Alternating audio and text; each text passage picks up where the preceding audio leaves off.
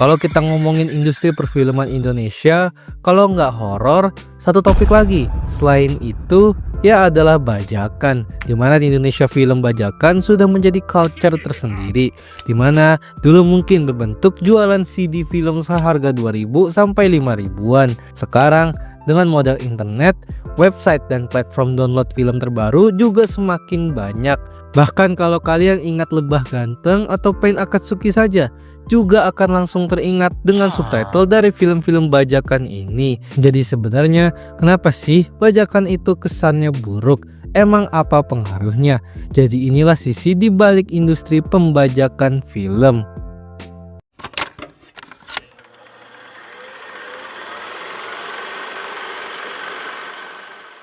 Menurut data pada tahun 2023 yang disurvei oleh Muso, sebuah jasa pelindungan data di industri hiburan, melakukan survei kalau ternyata dari 10 negara yang memiliki jumlah konsumen film bajakan yang paling banyak di dunia, ternyata Indonesia masuk pada peringkat 5 besar, di mana top 1 dan top 2-nya ternyata malah negara India dan Amerika Serikat. Yang dari data tersebut, sebanyak 1 miliar kunjungan lebih terdeteksi kalau akun-akun atau user dari Indonesia telah mengunjungi situs web film bajakan. Dan sebenarnya jika kita mau tarik ke zaman-zaman dahulu, bajakan memang sudah kerap kali dilakukan. Bahkan pada awal abad ke-20 atau sekitar tahun 1945 sampai 1960-an, di mana cara membajak di tahun tersebut adalah dengan mengambil dan menyalin gulungan film secara ilegal atau diam-diam, lalu diam-diam memperjualbelikannya di pasaran, dan tentu harganya ya lebih murah. Lalu masuk ke era awal tahun 2000-an, di mana bajakan mulai upgrade lagi, berubah menjadi bentuk VCD atau DVD, di mana bahkan alat pemutar film DVD juga di zaman itu ada yang diotak-atik atau custom agar bisa membaca CD film bajakan. Dan ya di masa itu, hal ini cukup menjadi berita juga, dikarenakan ternyata kegiatan ini benar-benar ilegal secara halus aja lah. Bahkan pada masa itu, ya ada aja penggerebekan toko-toko yang menjual belikan hal-hal yang berbau film bajakan. Tapi makin ke era serba digital sekarang, alih-alih ternyata makin canggih dan orang-orang kita jadi sulit untuk membajak film, ternyata justru jadi lebih mudah lagi. Dengan kemudahan internet zaman sekarang, akses film dengan bentuk website-website bajakan makin mudah lagi untuk dikunjungi, bahkan diakal-akali agar tidak terganggu oleh iklan yang berbahaya. Dan kalau balik lagi pada masa film bajakan yang berbasis web, effort untuk mencari file text.srt seperti dari Lebah Ganteng ataupun Pain Akatsuki dan lain, bahkan sampai dicari-cari agar bisa mendapatkan subtitle dari film-film bajakan yang menggunakan bahasa non-Indonesia.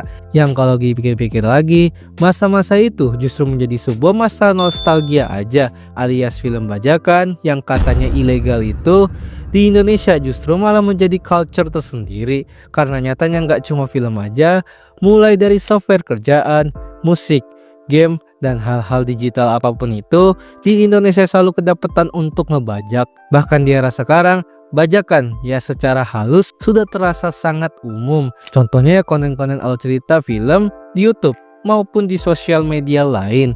Sehingga dari semua itu, kenapa sih orang Indonesia suka hal-hal yang berbau bajak laut? Apakah kita memang ingin segratisan itu?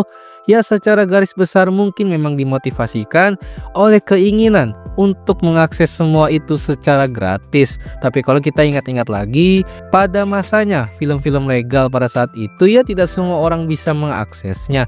Apalagi pada masa itu, bioskop juga bahkan mungkin sampai sekarang ya juga masih belum merata di daerah-daerah kecil di Indonesia. Sedangkan aslinya ya minat kita sebagai penonton film itu juga tinggi. Yang akhirnya karena kurang meratanya akses legal film di Indonesia, terkadang para seller film bajakan atau website-website bajakan menjadi penyelamat bagi orang-orang yang emang susah nonton film legal.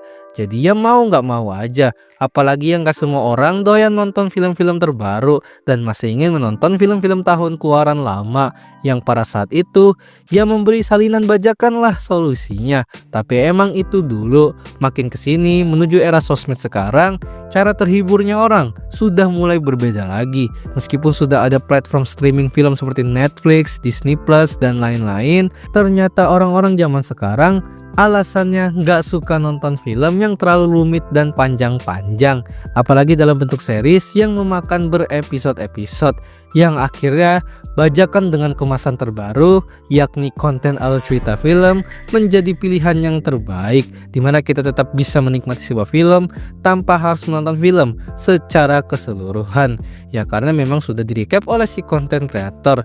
Dan untuk konten alur cerita sendiri sebenarnya udah gue pernah bahas di video khusus, jadi cek aja, yang ujung-ujungnya mau secanggih apapun teknologi atau semudah apapun akses film legal di zaman sekarang, pada akhirnya akses film bajakan di satu sisi juga makin lebih mudah dan praktis lagi. Jadi sebenarnya apa sih pengaruh film bajakan sampai-sampai dibilang buruk terus?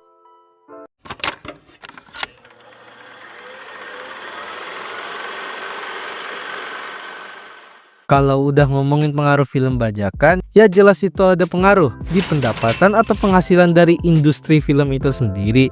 Karena nggak bisa dipungkiri sedari dulu, mau film lama ataupun yang terbaru, sekarang sudah gampang banget dibajak. Mau itu di bioskop, apalagi platform streaming.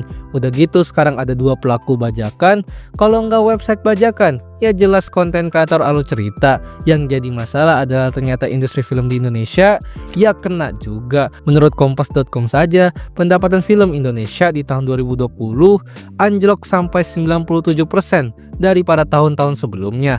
Karena selain bioskop ditutup akibat pandemi, ketika film Indonesia dirilis di platform streaming pun, alih-alih orang langganan untuk mensupportnya, masyarakat kita lebih milih nonton gratisan lewat website bajakan, sehingga memang cukup berpengaruh itu. Selain itu terdapat kerugian-kerugian klasik untuk sebuah website bajakan yang jelas iklan-iklannya ya aneh-aneh, seperti judi, game sus, dan lain-lain. Dan seperti biasa, pop-up iklan yang muncul random yang ternyata mengandung banyak virus pencurian data.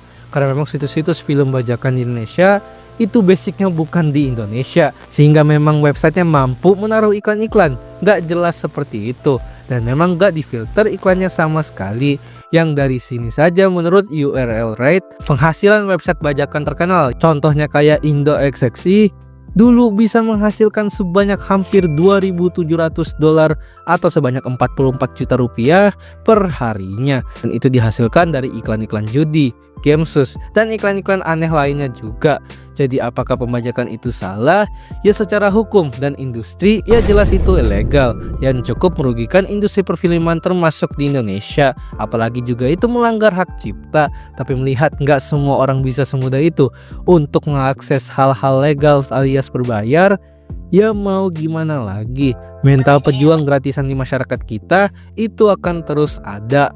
Tapi tetap saja lebih baik ya nonton film secara legal aja lah, karena di zaman sekarang mau itu akses secara legal ataupun ilegal ya sama-sama mudah banget juga. Di legal kalian bisa langganan aja platform streaming paketan murah di device kalian.